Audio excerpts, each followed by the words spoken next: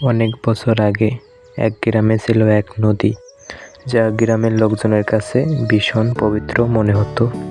তবে সেই নদীকে কেন্দ্র করে এক ভয়ানক গল্প শোনা যায়। গ্রামের লোকেরা বলতো, রাতে সেই নদীর পাশে এক ভয়ানক অদ্ভুত শব্দ শোনা যায়। ভয়ানক চেহারায় এক ধরনের মেয়ে কাঁদে। কেউ যদি ওই শব্দ শুনে নদীর কাছে যায়, তবে সে আর ফিরে আসতে পারে না। একদিন গ্রামের এক যুবক নাম রাজু বন্ধুদের সঙ্গে মজা করতে সেই নদীর ধারে বসেছিল। মাঝরাতে সে কান্নার শব্দ শুনতে পায়। সেই শব্দ শুনে সে ঘর থেকে বের হয়ে যায়।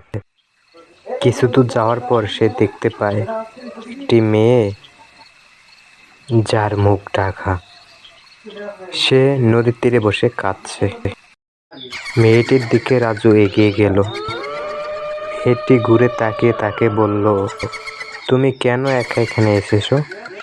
আমি এখানে চিরকাল বসবাস